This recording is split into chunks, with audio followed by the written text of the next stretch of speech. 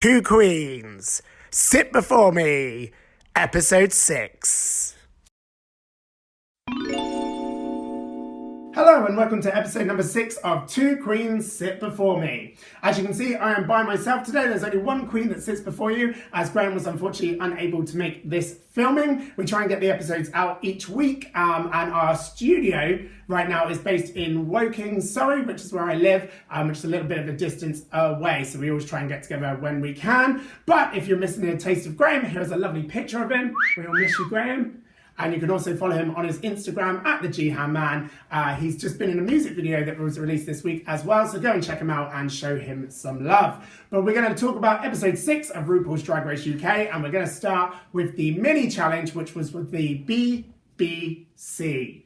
One question I've been asked by a couple of people is which one of the Brit crew would I be most attracted to, and what a ridiculous question. All six of them, beautiful. So we had our first taste of drama in this episode as well. There's not been too many confrontations this season in the UK season, but it was Davina De Campo versus the Vivienne.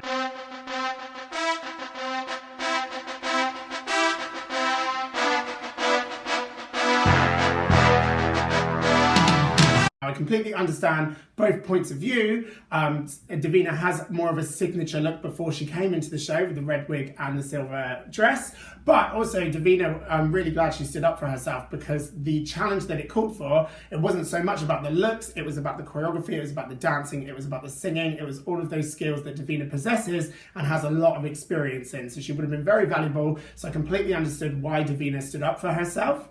I thought it was more of a clash of the titans, with the Vivienne and Davina being two front runners at the moment in the competition and really going head to head in that situation. I do think the third titan, which would be Bag of Chips, who's also one of the main front runners, was brilliant in this section, because it's been said before by past queens that if you can get into a conflict on the show, that will give you a lot of airtime and that will make your storyline seem a bit stronger, so you might be kept around for longer. So while the two were fighting, Bag of Chips decided just to make that camera time valuable and did all of her reactions, which everyone absolutely loved. It reminded me very much of Brooklyn Heights in season 11 of the US version in the sofa situation in Untucked. I just thought Bag was brilliant in this situation. So I do understand the conflict, but I also thought Bagger handled it beautifully. It's time for the runway, and it's time for 3 words or less, the game where we review the Drag Race Queens outfits with 3 words or less from what we first see. So we're going to start with Davina De Campo, and I put why red wig.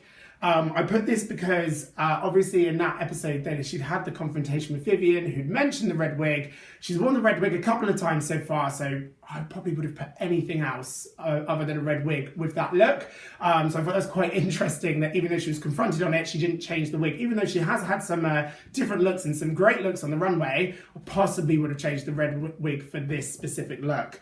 Next is Cheryl Hole.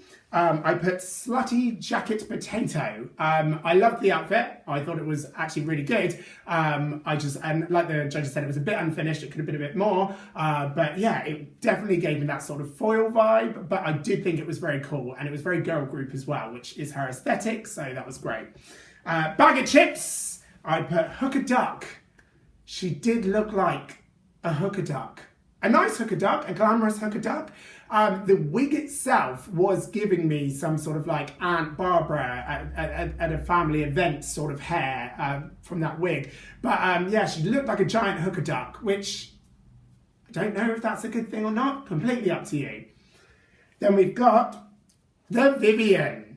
I put stormed the competition. This look was amazing, absolutely epic, and she sold it. The way that she walked down the runway, the way that she presented herself, she looked like a very angry, weathered smurf, and I loved it. It was very breathtaking. Blue Hydrangea. I put cute pop star. She looked like a pop star. I sound like Louis Walsh. You look like a pop star, you sound like a pop star. I can't do a Louis Walsh impression, but she looked like a pop star, but she looked like a pop star kind of on a sunny day. Unless there was an umbrella there or the paint on the face, I wouldn't really got a rainy day look from this, but it was cute. I thought it was great, but I think for the talent that Blue has, especially on her Instagram, when you see all of these different looks she's able to create, she could have done something way more with this category. I don't think that it was the best that Blue had to offer in that moment, but it was still a nice look. And now to the bottled water challenge. I do think the Vivienne was a very worthy winner. I thought it was a very strong advert, a very simple but strong concept, and she was very, very funny as well. I really enjoyed it, and even the name Drippin' I thought was fantastic. So well-deserved winner right there. I do agree with the bottom two. I do think Bagger was close to the bottom, but her concept still made you laugh. It was still effective. You got the chuckles out there, and that was more than kind of what you got from the other two concepts. I didn't get much from Blue's. Again, I giggled a couple of times, but overall it wasn't the most powerful concept. I thought Cheryl's was quite interesting because it was very similar to when Alyssa Edwards, who she's compared to a lot, did the advert challenge in All Stars Season 2. Very similar concepts with the juice that Alyssa did. And I also thought it was really interesting. Graham Norton was actually judged for that specific episode when they did the adverts, and he helped Cheryl with her advert. So I would have thought maybe he would have tried to veer her away, but maybe the concept had already been laid out by then. But yeah, it was very similar, not a strong version of Alyssa's advert, unfortunately. So the bottom two, Cheryl Hole and Blue Hydrangea, but well done to our winner, the Vivienne. Now, you know, here on Two Queens, we love a challenge and to emulate the challenge of the episode. So I tried my very best to make my own water bottle advert with things lying around the house and being my own director. So I've tried my very best. Here is my water bottle challenge. Hey, you! Tired of feeling sad and down? Tired of feeling like Carol? Carol! Get your shit together, Carol! That Carol. Well, we have the product just for you. Presenting Get Your Sip Together Energy Water. Get Your Sip Together is the perfect water to stay hydrated and energized. 69% of users have said they felt more productive after drinking. Don't believe me? Why don't you ask them yourselves? It's good. So what are you waiting for? Get Your Sip Together turns the boring into the soaring and makes you the superhero you were meant to be. So be the best Carol you can be with Get Your Sip Together water. Shower yourself in success. You've earned it. Available nowhere. Seriously. So now we come to the lip sync. The lip sync song was Say My Name by Cheryl. She's just Cheryl now, right? Cheryl, I think she's just Cheryl. So Say My Name by Cheryl. I felt bad for Blue Hydrangea in this situation, as Cheryl Hole is based on Cheryl Cole, Fassini, Fernandez, all of that stuff. She's literally based her career on that. So this was Cheryl's time to shine, and she really did. She was absolutely incredible in that lip sync, as she is live as well. Blue Hydrangea really did try her best though, and stood up for herself and tried to stay in the competition. So it was absolutely fantastic lip sync. Myself and Graham actually got to watch, we watched a live broadcast of the episode with Crystal, and Cheryl was there, and Cheryl performed, and she was incredible live to when she performed as well. The same level of energy, absolutely amazing. And actually Blue Hydrangea showed up. Blue wasn't in drag though, so she was hidden in the audience and then came out at the end. All three absolutely fantastic and accommodating queens. I actually ran into Blue in the men's toilets, and I was going to try and say hello, but I thought it was a bit weird to speak to someone when you're watering your hydrangeas, so I left that situation. So but hopefully I run into Blue again. But it was a fantastic night with the queens. I do think Cheryl did win that lip sync, but it is sad to say goodbye to Blue because I felt like Blue offered so much, and I'll be intrigued as well. Blue's one of those queens that I'll be intrigued what her runway look would have been for the theme of the challenge, because she has done some really incredible stuff, especially with her makeup work. But well done to Cheryl Hole for staying for the lip sync.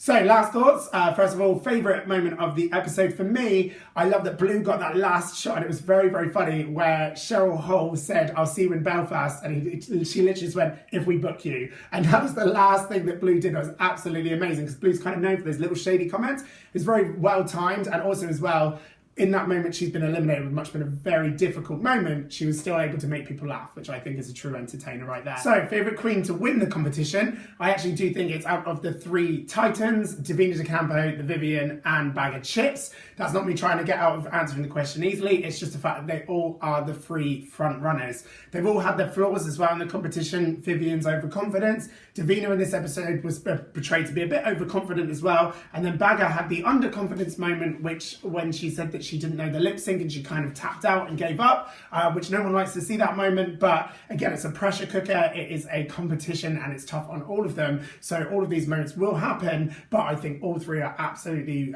worthy contenders to win the crown. But I will say, I am intrigued if Cheryl Hole just sweeps it, the best comeback you've ever seen in Drag Race history, and in the last 2 episodes has flawless episodes and wins the whole thing. I'd actually be very entertained if that happened as well. So for me, I'm happy for any of them to win, but I do think it will be one of the 3 Titans that I mentioned.